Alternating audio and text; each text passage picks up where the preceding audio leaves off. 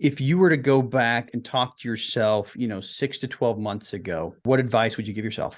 First, learn as much as possible. Submerge yourself into the topic of multifamily real estate. Join a community, even if it's a small real estate meetup. Do it. You'll Yeah. endless value there.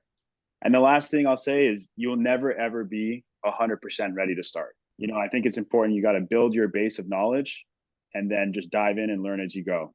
I'm Brian Briscoe, host of the Diary of an Apartment Investor podcast. And this is a first deal episode where we walk through what it takes for someone to find, fund, and close on their first apartment complex. And if you're an aspiring investor yourself, you are probably trying to do exactly the same thing. So before we get to this episode, make sure you hit the subscribe button below and the little notification bell to make sure you get notified every single time we post a new episode. And now, enjoy the show. Welcome to the Diary of an Apartment Investor podcast. I'm your host, Brian Briscoe with Streamline Capital and the host of the Tribe of Titans. Today is a special episode. It's one of our first deal episodes. We're also doing a case study for the Tribe of Titans as well. So we're going to record the podcast, and when we hit the stop button, people who are online with us with the tribe will be able to ask, very targeted, specific questions. So today we have Teddy Mohlman and Javier Baeza. So guys, welcome. How you doing? Thanks, Brian. Thanks for having us on. Doing really, really well. Thanks for coming on. And just for everybody here, Teddy and Javi, actually, we just closed on a 12-unit property in Denver metro area, and that's going to be the focus of the podcast today. So here's what I'd like to see first, and then you guys can decide who goes first, who goes second. Give us a brief background on both of you. Tell us where you guys came from, how you got into apartment investing. Sure. I'll start this off. My name's Javi Baeza. Originally from Miami, Florida. I graduated from University of Colorado with a business degree. Moved home shortly after college and started working with my family business. We owned and operated construction equipment dealerships in Florida, Caribbean, Central America. So I worked with my brother in the Florida location. I focused mostly on finance and operations while he focused on the sales. And we grew the business pretty substantially for about 6 years. But ultimately, I decided that I didn't want it to be my forever job. I wanted something more. And I wasn't incredibly passionate about it. Couldn't shake the thoughts, questioning if I was doing the right thing for myself, career-wise.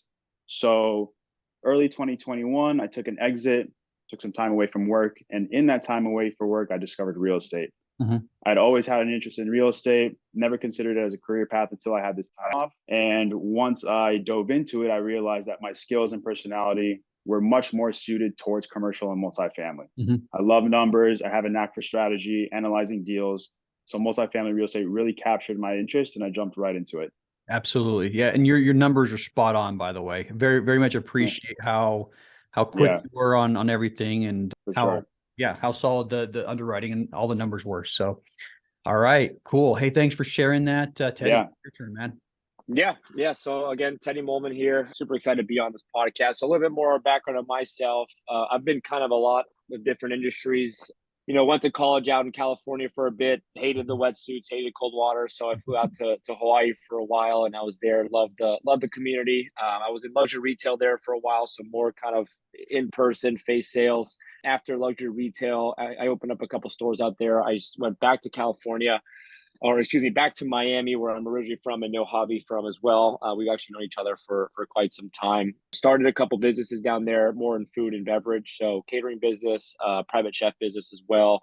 Loved what I was doing at the time. I just did not love Miami anymore, although I was born and raised. Didn't have that adventure that I needed. Didn't have the mountains, and went back to California for some time. I was an account executive for a food distribution company there. Was doing really well, loved growing the business, but kind of like where Javi was, I wasn't as passionate about it. And a good friend of mine in Colorado told me I should get into real estate. And I told myself I'd never take a test after I left college, and I never wanted to take a test for real estate. However, I ended up taking the plunge about 5 or so years ago, and I haven't looked back. So with the residential side of the business, I kind of funneled into investments. And then with my own portfolio to scale, I knew multifamily was the best move. So that's kind of how I started in the commercial space. And obviously, given that numbers isn't my strength. I'm more the investor relations and operations side of things. Javi and I, when we kind of had conversation, I knew he was the strength of my weakness. So that's how we started our partnership. Nice. I love it. Nice to have that yin yang partnership, to be able to cover down on all the bases. So awesome. So yeah, I will add all the books you read. It's hire someone that's smarter than you, surround yourself that's smarter than you, and do what you do best and hire the rest. And that's why Javi and I have a great partnership. Awesome. Sure. Awesome. And you know what? That's what I do. We got a good dozen people in this Zoom with us from the tribe, and most of the people in here are smarter than me. They're all smarter than me in some area, but yeah, hiring people that's what I'm doing right now. So, well, cool. Let's talk about, motivations, and something I call a big burning why. What is your big burning why? Javi, you just popped in. So what's yours? Yeah, for me, it was, when I had that time off, I was trying to figure out what I wanted to do next. And I realized what I loved from my previous job was I loved working for myself. I love the entrepreneurial spirit, you get out as much as you put in. And real estate is very much like that, especially multifamily syndication model that we're currently using. So it's like, you can do one deal a year, you can do 10 deals a year. It just depends on how hard you work, how hard you look for the deals, how much money you can raise. So I really like that aspect of real estate. Mm-hmm. And I knew once I looked into it that it would allow me not only the financial freedom, but also the flexibility and schedule later on down the road that I want for myself and for my family. Nice. Yeah. Eddie, you're up, man. What's your why? Yeah, I mean, it's very, very similar to Javi's. I mean, obviously, everyone wants that financial freedom. Everyone wants that passive income, the mailbox money, the flexibility in not only just financially, but also on a personal level. And on top of that, I add job security. I mean, given right now how many people have lost their jobs in tech or any employment that they're currently in, given the economic turn that we're in right now.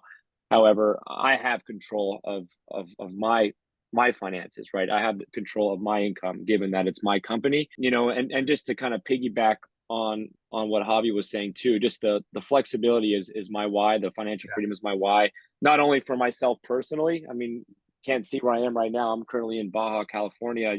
I surfed this morning at 6:30 a.m. I had my first meeting at 8. I'm going to probably jump in the water one more time for my next meeting, and that's pretty killer for me. That's what I love. But in my future self, also giving that same flexibility for my family and for my kids. So my parents gave that to me. Both my parents are both workaholics, but they were able to give me the freedom, and I want to be able to do the same for my kids. Awesome. Where were you when you signed the loan paperwork? I know you were was it Baja as well, or? No, so I actually had to push my Baja trip. Currently sitting in my RV right now, but I had to push my Baja trip because I needed to get the docs notarized in the United States. In the United States, right on the other side of the border in San Diego. I actually had the notary meet me here in my RV with my 2 dogs. It was pretty comical. Yeah, cool, man. Yeah, we speaking of that, I made the mistake once. I have a partner. I partnered with a guy that's from India. And one thing I completely overlooked was the fact that U.S. banks require U.S. notaries, and we had to jump through hoops to get a deal closed. But anyway, that's where the embassy becomes your best friend. Yeah, exactly. You get over to the consulate or the embassy, and hey, can I just notarize this? But yeah, so that is a consideration if you're an international traveler. Is you got to sign documents with a U.S. notary, but. All right. So let's see what's next on our list. So challenges getting started in multifamily. Now, just for the listener's sake, I know you guys, this 12 unit was the first deal you got under contract, multifamily, correct? Was not the first deal you closed. Correct. Yeah. So I had done some smaller multifamily deals. However, as a syndication business, I would say not my own personal, joint venture deals. As a syndication business, yes, that is correct. The first property we got under contract. Okay. And we're not going to talk about this deal much today, but you guys closed on a property in Des Moines, Iowa. You got that under contract afterwards, and we're going to talk about all the delays that this project had. But congratulations on that one. I just wanted to point that out to everybody. The first multifamily syndication they got under contract, the second one that they closed, and that's because they got another one under contract afterward and closed it before. So, all right. So go into this more. How did you guys educate yourself about the industry, and how did you what were the biggest challenges you had jumping in? Yeah, I'll Yeah, start with for that one, Javi. Yeah. I think we're so blessed and fortunate with the power of, I put my phone away, but the phone. I mean, we have so much education right in our hands. I mean, between podcasts and audiobooks and YouTube, I mean, that's how I started, really was just diving into every book I can read, every podcast I can listen to, not only just for the education, but also that spike of energy and drive to kind of really Mhm. push you over. That was a big one for me. And also just surrounding myself with like-minded people that, again, were smarter than me, people that have already achieved what I want to achieve, Mhm. asking a bunch of questions, mentors, everything like that. I think that's super important. But to piggyback on that topic too, people always say, knowledge is power, but in my opinion, knowledge is really a potential power. We Yeah. all know how to get ripped and have a six pack. Not that many people have it, right? Realistically, you need to be able to take that education and that knowledge and actually take massive action Yeah. to get it done. I have a six pack. Nobody can see it though. I mean, I put my Yeah. fingers, I can feel it. It's there. Yeah, I see exactly what you're saying. It's I have this aversion, and maybe it's irrational, to the term thought leader. I don't want to be considered a thought leader, because sitting around and thinking and pontificating, I just learned that word recently, is doesn't get you anywhere. Okay. I want to be known as an action leader. And I think that's what you're getting at. Knowledge is like potential energy, actions, putting it in that's where you actually make stuff happen. That's where you get the power. So cool, man. Agreed. Yeah. All right. So let's talk about, Javi, sorry, your turn. Yeah. Challenges, No, for sure. Like, I mean, just echoing everything that Teddy said. I mean, there's so much information, free information nowadays at your disposal, podcasts, books, YouTube videos. But for me, a big one, and just kind of hones in on the last thing that Teddy said, was kind of learning through experience. Mhm.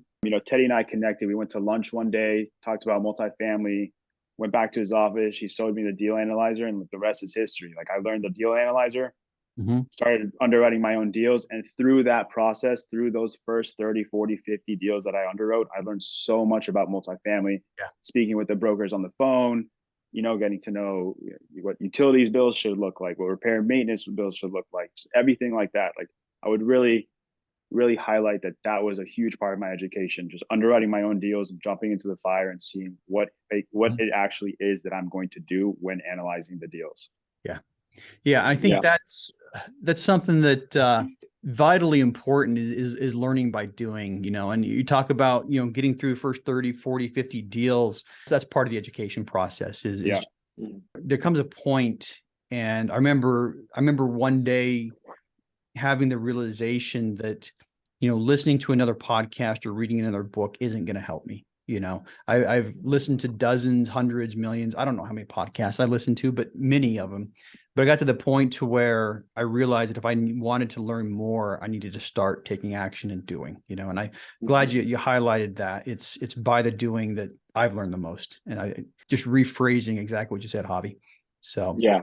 And I will say quickly, Brian, I mean, I don't know if there are newer investors here or people that are trying to get into the multifamily game, but that was something that Hobby was committed to doing was just I'm just going to underwrite 50 deals just to start, even though they didn't make sense, even though they knew they were overpriced. It wasn't even the market that we were in sometime. I mean, he did obviously focus on some core markets, but he really hammered it and just said, I'm going to underwrite 50 deals before I even approach you to say, let's start getting serious. So yeah.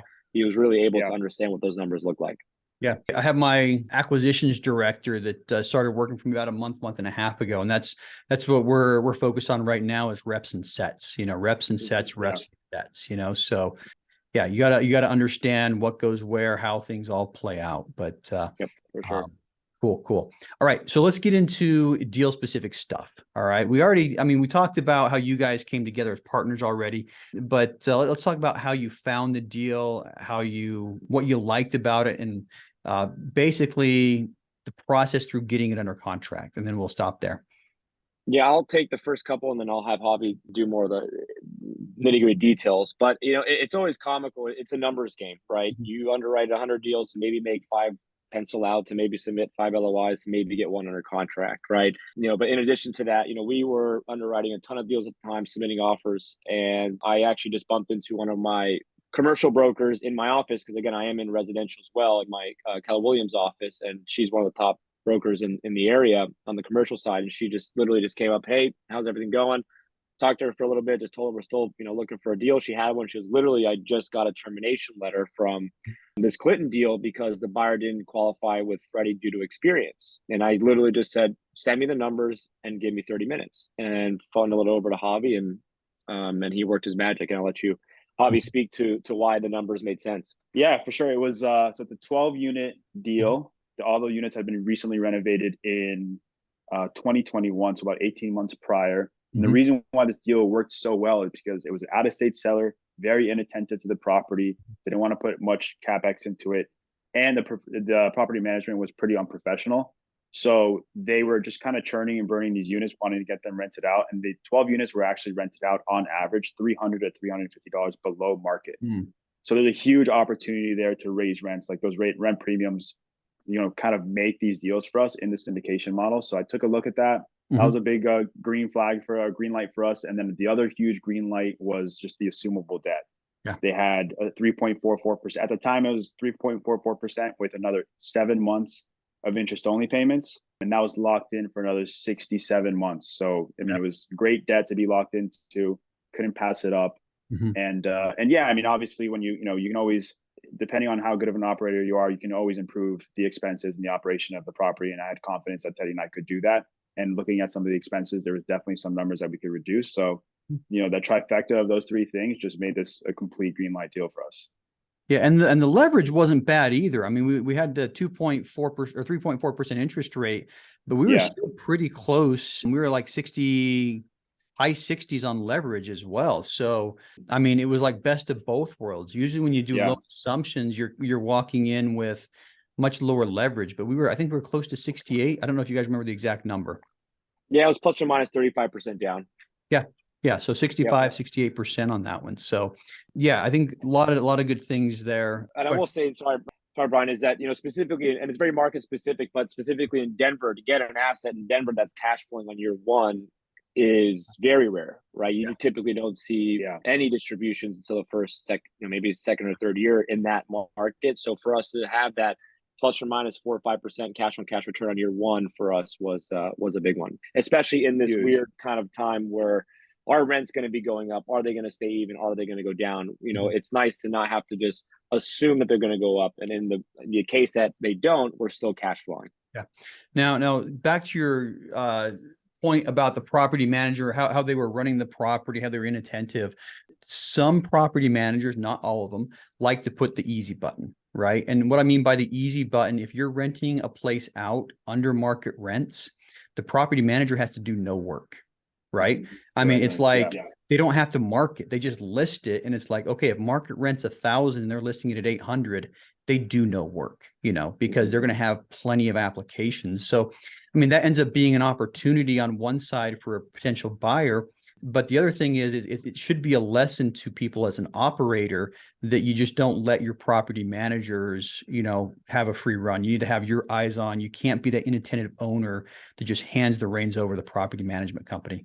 Otherwise, you will be leaving a lot of money on the table. So I see Amber shaking her head up and down. She's been a property manager for a long time. And so anyway, cool. All right. You always have to manage the managers. Always have to manage the managers. Yeah. So, and you gotta be aligned. You gotta be very transparent about your business plan, what you plan to do with the property, and make sure that not only is your property manager on board, but that they agree with you.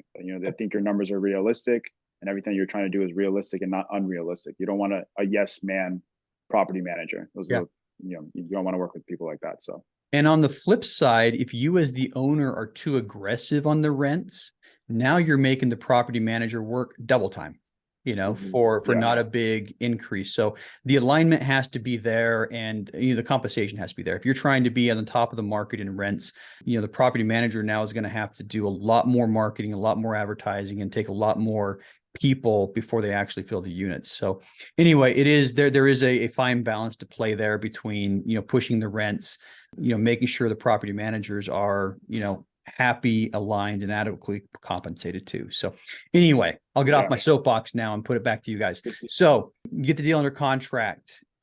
What then?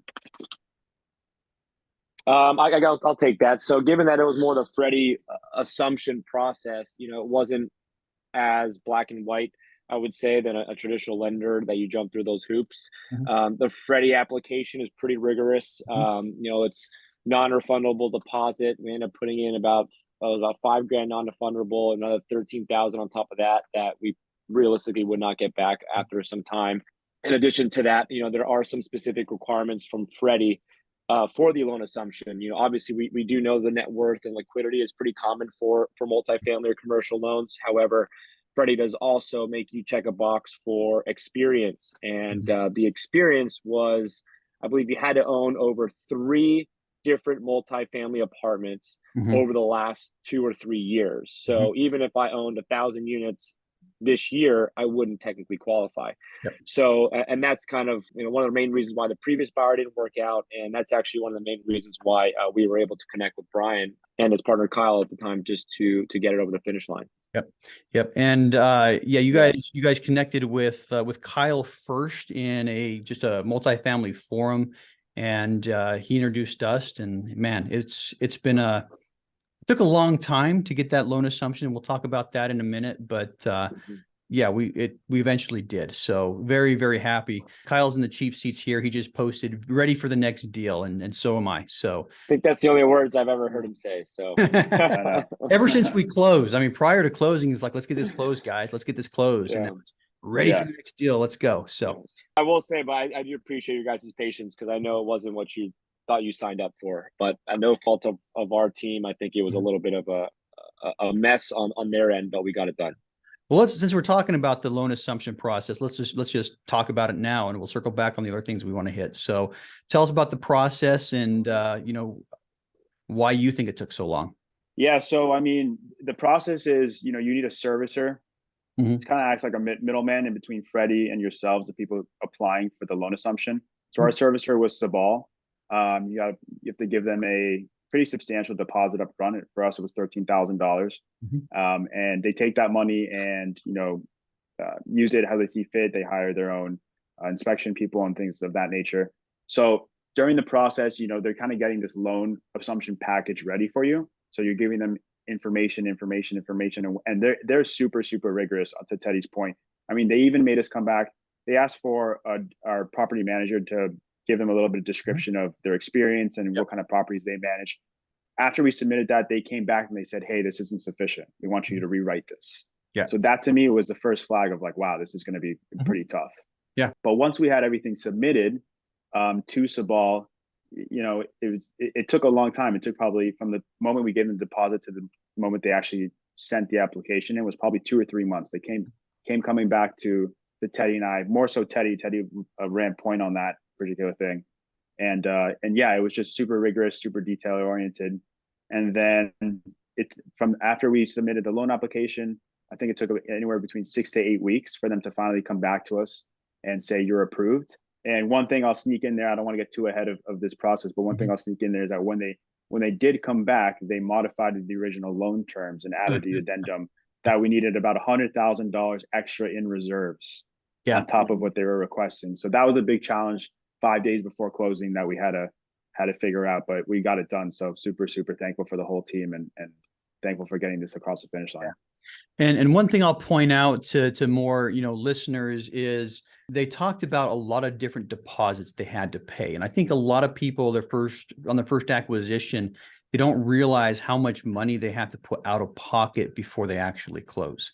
All right. And you're not really allowed to use your investor money for that unless you have some sort of other agreement. So you can't start the syndication and raise capital and start pulling that money in yet. So so there's lots of options if you don't have the funding, but just, pay attention. And if you're listening, hit the rewind button and start listening to all the fees they paid, earnest money, lending fees, other things like that. It all stacks up and it all adds up. So, and if I could just put, I'll just give you guys a realistic number of what it was. It was $50,000 down EMD, $13,000 for the Sabal application, and then another $15,000 retainer for the legal fees. So right there, we're at 80, close to $80,000 that we floated for about 6 or 7 months. So it's definitely substantial. Yeah. And the number scales with the deal. The larger the deal, the more you put out. So anyway, that's a side note. Back to the deal. Steve just put in the chat, you mean assuming the loan is not a piece of cake? No, it's not. Not a piece of the cake. So let's get through, I guess, real quick, the due diligence process, anything you found. And then besides the loan, were there any other hitches? And then after that, we'll talk capital raise. No, not necessarily on due diligence. The sellers were relatively organized. They did share a Google Drive that had all the leases, all the rent rolls, all the financials, any work that was done on the property during their ownership was in there. So that was very nice, especially because the deal that we had in Iowa, the 60-unit apartment, that one was a complete mess. So to be able to just have a one-stop shop for all of our due diligence files and being able to audit all those documents was relatively easy. Obviously we do our own inspection with our team, inspectors, boots on the ground. There's always a couple little things here and there, but nothing that was super out of the ordinary. And then, in regards to just kind of piggybacking on the lending side, I mean, there's just always going to be more hoops, and you can give them everything you want, and they're going to want more. Yeah. And it's just kind of comical how they took so long to get us through everything that every time they came back, we would not hear from them for 2 months or a month. And then they would come back and they would ask us for updated bank statements. So the same documents. Yeah. Every time it was just, they kept asking for the same documents because they were taking so long that the documents that were provided to them 6 weeks prior were now, past due. So it was just a little frustrating there, but it's part of the fun. Typical on Freddie, they need things, if it wasn't signed and dated within the last 2 months, they're going to ask for something new. And we did go back 3 times and send everything out. So that just tells you how long this process went. We gave them the documents with, signed and dated, and 2 to 3 months, 6 weeks later, they're asking for it again. 6 weeks later, they're asking for it again. So it is part of the game. And it seems to me like you hand in all of your stuff, it sits on their stack. And when they get to it 2 or 3 or 4 weeks later, they'll review it and say, oh crap, we're missing this. And then they'll give you a flurry of stuff that they need. You turn it back in and it goes back on the stack. That's kind of how it seems lenders operate. So anyway, we were fortunate that, we had a patient seller, and our investors were also pretty patient as well. So speaking of investors, talk capital raise for us. Not the first capital raise, but talk about how that went and lessons learned. I'll touch on that because I'm kind of more on the capital raise hat in our company. I typically kind of have a system. I'm pretty open on my social media, so people always do know I am in real estate investing. So I always kind of have those little random touches, not just in the commercial space, but I also still do about 25 to 30 transactions a year in the residential space. Either traditional primary homes or investment properties there as well. So always kind of staying top of mind for my database. And once we get something under contract, I typically kind of send out a little bit of a teaser just to kind of let everyone know that we have something under contract. I mean, for example, we just got another deal under contract on yesterday. And I've already sent out a couple teasers to some people. Once we go through due diligence, I'll give them another little teaser. And then once we have something actually able to present, then we'll send out a pitch deck or investment summary to our investors and do a webinar format to pitch the opportunity to our investors. It's always obviously a challenge in some ways, the capital raising aspect. I'd say this one was a little bit easier than the last one due to obviously Denver is a strong market. Aurora is a submarket of Denver. The one that we did in Iowa, we also did that kind of during the holiday season, which is a very, very difficult time to raise capital. Just how the timing worked out, it is what it is. And then I will always say everyone is always an investor until it's time for them to actually invest their money. So they say they're in, they're excited. They sign, they soft commit the deal. And then when it's time to wire funds, we do, I wouldn't say it's a huge drop of investors, but, you always do get those one-offs that either cut their amount in half and or don't invest at all. And it's like herding cats for them to actually invest their money. So it's always challenging there. So I always recommend, at minimum 2 weeks, maybe even 3 if you can do it, start to have them wire the funds. So you really know where you're at as you get closer to the closing table. Because the last thing you want to do is get it 5 days before you realize you're, a million shy of your deal closing. So on my first deal, when we were closing, I mean, we had gone to our extension, we had negotiated another extension, and we were on the last day of the extension, and I was still waiting. The morning of, it was, I've said this before, I'd rather go on another deployment to Iraq or Afghanistan than go through that process again. But I mean, the morning of, I'm looking at my bank account and we're still like 120,000 short. And it's just like, we had all the soft commits and yeah, we ended up getting the wires in and getting it all closed. But yeah, back up from that. And, capital raising is not as easy as it sounds. All right. So that said, let's see. Capital raise, we were actually fully funded in March and we didn't close until, let's see, May 5th, right? Mm-hmm. So how did your investors take it? Fortunately, I always kept them in the loop, from day one that, we are anticipating this date for close. However, we are at their mercy and we have seen some delays. So, I did plant those seeds prior to them submitting their money. So I think that definitely helped. And just being open, I think, throughout the process and not just kind of keeping them in the dark. Every time we had an update, I usually send them a little note or give them a call and just kind of give them an update of what's going on. A couple ones that were local, Javi and I took out to dinner and just kind of get them up to speed. And, obviously took them out to a nice dinner and thank them for their patience and for joining us on that project. And, but then they're also, some of them they're savvy investors. So hey, it's 3.4 assumable debt. Everyone wants assumable debt. We understand that it's taking a little bit longer. And it's not like we, have 7 other deals that are under contract that they could have gone to. And the numbers were right for them. It hit their criteria box and they were confident on the deal. So they just had to wait a little bit longer. Yeah. And from there, I mean, recommendation is just make sure you're communicating with your investors on that. Because if you bring their money in and it takes 2 months to close afterward. And I think this deal was slightly less than 2 months. If you don't say anything, they're going to wonder. So be proactive at the investor communication. I think what you guys did was spot on. Made sure everybody knew what was going on, knew the timelines, and the amount of time it took. Even our sellers were getting pretty impatient. But for sure. Yeah, I always say put yourself in the other person's shoes. I mean, for us, we might think a small $25,000 or $50,000 investor, it's a small amount, but for them, like these guys might be giving you their entire. Not their entire, but their majority that they're allowed to invest for that, and that they may have been saving up for years. So always, just like you said, just communicate with them. You can never over communicate, in my opinion. And as long as you just keep them up to speed. I mean, although they're limited silent investors, they are part of your team. So you need to keep them in the loop. Absolutely.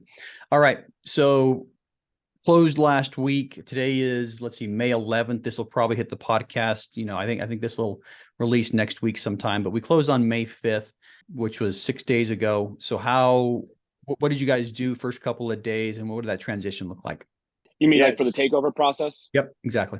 Yeah. Javi, I'll let you go. Yeah. So, it's kind of funny. We've been so close to this deal for the last 6 or 7 months. I know the ins and outs, right? But the property management team doesn't. So first things first, get the property management team up to speed, get them all the information they need, transfer all the data from the previous owner to them, get them up to speed, maybe walk the property with them, make sure we did the final walkthrough with them and make sure everything was as we expected. And then kind of come up with a course of action of how we're going to attack the property at takeover, right? First 1 or 2 months. Obviously we have a business plan and we want to stick to that. But what we had a meeting with them yesterday that went super well. And, it's just minor things, right? Like what do we want to spend our initial CapEx repair budget on, right? Fix the front and back doors, make sure they're secured properly, do some, minor facelifts on the common areas, hallways, things like that nature. Just kind of where you're going to put your money and the CapEx budget you've set aside and start attacking that. And also, just longer term, look at the next 3 months of lease expirations and figure out what you're going to do with those tenants. For this particular property, there's 1 or 2 bad apple tenants that we want to get out of there because they never pay rent on time, right? So we immediately looked at when their lease expirations were. Luckily, 1 of the 2 of them is actually up in the next 3 weeks, so we're going to give them their notice and kind of show them the door and really start the process of changing the changing the property around and getting the quality of tenants that you want in there. And then the last thing I'll say is that we, again, Freddie last minute, classic 5 days before closing, they just wanted us to reseal the parking lot and stripe it. So we got the ball rolling with that and getting some vendors and some quotes for that. So that's what the last week or so has looked like. Yep. Yeah. It's a flurry, the last week to get closing is a flurry of activity. And the first week of operations is a flurry of activity too. So Brian, are a lot of the listeners here, are they newer investors? Okay. Most of them I would categorize as aspiring investors, people who are trying to get into the business. Okay. Yeah, because I would say if you can get organized from day one, your life obviously will be better because I mean things you get pulled. I mean, you Mhm. get pulled in all directions at all times of the day. And things do slip through the cracks. I don't care how smart you think you are, you will forget something. And when it comes to A, protecting someone else's money, or B, that you are literally responsible for someone's home, someone that's renting this property, there are things that slip through the cracks. So having a detailed list or a checklist or some sort of organization, I mean, that's for me, it's on a day-to-day thing. I mean, you don't know too much about me, but I'm a crazy paraglider, skydiver, rock climber, all the adrenaline sports, and we have our systems to check. I don't jump out of a plane without doing these 3 checks per portion of my body and my skydiving equipment. I kind of convey that over to the multifamily space where, let's just say you think you did everything upon takeover, then all of a sudden the previous owner canceled the trash and you forgot to actually set up the trash, and now there's just trash on the street. And Mhm. it's something so small, but it's those little things that you kind of have slip through the cracks that will just cause a little bit of a headache, where if you're organized and you have the systems in place, it can be avoided, especially as you scale. Like I just said, we got another deal under contract, and now my email box is completely flooded for that deal Mhm. while we're still trying to deal with the takeover of Clinton. But if you have that checklist, you don't have those things to slip through the cracks, and you can set yourself up for success. I love it. I love it. I mean, if you prepare for this like you do skydiving, or I would just say, I'm a recreational diver. It's the same thing. Mhm. You don't want anything to go wrong when you're 60 feet under the water or 3,000 feet up, free falling. So I think that's a Correct. great piece of advice, is prepare for this like you would prepare to jump out of an airplane. How many times are you going to double check that parachute? Have your processes going to make sure you have everything checked. All And I'm right. sure you had some of that from the military too, and from the Army, Brian, right? Oh, absolutely. We would Mhm. have our pre-combat checks, and it was, you check everything, everything Mhm. that's important, your all of the gear that's mission essential gets checked like a million times, So yeah, Mhm. exactly. I would say treat this as if it was like a life and death situation. Cause I mean, skydiving is, diving can be, and, military, that's Yeah. can be as well. So Yeah, and I'll add one more thing. Like even we do, Javi and I do like an action after action report, right? We just say, hey, what did we learn on the deal? What did we learn? Like what lessons learned? The good and the bad. We actually have a little shared document that we look at during escrow. Just because like those things you win, you learn. If you make mistakes, learn from them. Don't have them bring you down. absolutely. All right. So we're going to get into, my favorite part of these episodes. And what the question I'm going to ask is, if you were to go back and talk to yourself, 6 to 12 months ago, what advice would you give yourself? Yeah, I got a couple of things written down. I actually have 3. Mhm. First things first, learn as much as possible. Submerge yourself into the topic of multifamily real estate. There's never enough things that you can learn. Learn. I've been doing this, over a year, and I'm learning stuff every single day. Mhm. Second thing, join a community. If it's not in your comfort zone, if that's not something you typically do, force yourself to do it. Yeah. We're part of the DMM community. I'm on a weekly call every day, or weekly call every week, Mhm. going over the SDA, looking at somebody else's deal, kind of being part of that community, that underwriter community. It's helped tremendously. It gives you perspective on how maybe other people think or how other people analyze deals. Join a community, even if it's a small real estate meetup, do it. You'll Yeah. endless value there. And the last thing I'll say is you'll never ever be 100% ready to start. I think it's important. You got to build your base of knowledge and then just dive in and learn as you go. But definitely build that base through your self education and everything like that. But Mhm. you'll never be 100% ready to go. I'm going to butcher Teddy's little expression. It's like you got to learn how to fly the plane when you're up in the air or something like that. Yeah, Yeah. absolutely. Yeah. All right. And speaking of communities, I'm going to have to get you guys into the Tribe of Titans, because that's an amazing community as well. I'll email you guys a link. Would Yeah, love that. Yeah. yeah. That should have been one of the requirements for partnership is, hey, if you're not in my tribe, I'm not going to play. But okay, Teddy, your turn, man. Yeah, yeah. I mean, a lot of the items I kind of discussed, previously on this conversation. But I mean, number one for me, it's just taking massive action. Just getting things in motion. Like Javi said, there's never a perfect time. There's never a perfect time. And if you wait for that perfect time, you're going to be sitting in the sidelines for the rest of your life, and you're going to miss the boat. So taking massive action for me is a big one. If you don't, it's just going to be a waste of time, and you're never going to get where you want to go. kind of something we talked about, earlier is just, you have to be comfortable with being uncomfortable. Mhm. Like Javi said, going to different meetups, starting your first deal. I mean, if you feel like you can't do it on your own, then partner with someone that's already doing one and Yep. see what you can bring to the table. Absolutely. Maybe you can bring a little bit of money. Maybe you can help with the asset management. You might not get the biggest piece of the pie. However, you've now seen the process from start to finish. Now you feel comfortable to go out and do it on your own. So that'd be my number 2. 100% agree. Yeah, and I'd say, kind of what we talked about earlier is just you got to hire people that are smarter than you. You have to partner up with people that are going to complement you versus not. I mean, if I hired someone or partnered with someone that was identical to myself, then it wouldn't be a good partnership. I mean, for me, I love doing these conversations. I love going to social settings. You put me in front of an underwriting software, my head explodes. I get it, but I don't love it. Javi, you put him in front of numbers. He needs to get that 1 penny allocated. If there's 1 penny off, he's not sleeping that night. So for me, I'm like, it's a penny. Mhm. We got what we want.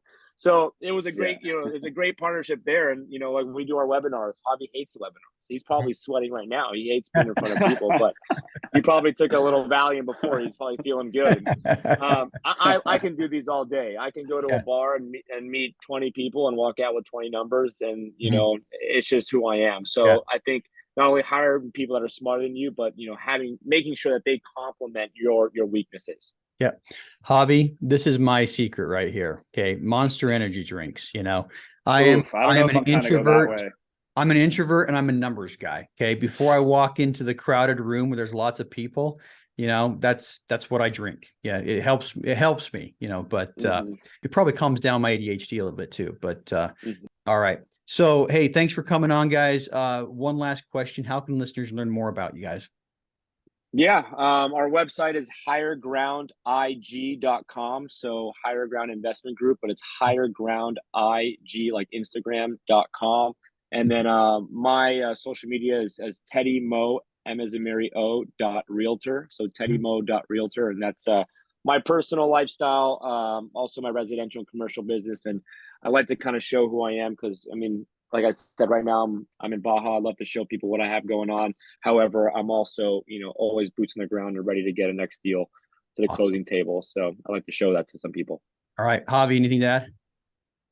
Yeah. Visit our website, highergroundig.com, and follow me on Instagram at Javi Baeza. Sweet. We'll put links to all that in the show notes for everybody. And right now, this is where the Tribe of Titans members get a little bit of one-on-one Q&A. So we're going to hit the stop button on the recording. So if you're listening to this to the podcast, I hope you enjoyed it. And if you're not in the tribe, you should come in the tribe so you can hang out with people like Teddy and Javi. All right. Thanks, guys. Thank you, guys. Hey, if you like that episode, make sure to subscribe. But more importantly, if you haven't joined our multifamily educational community yet, which we call the Tribe of Titans, you are missing out. Get 30 days free by clicking the link in the description to this episode, or go to thetribeoftitans.info, and we'll see you there.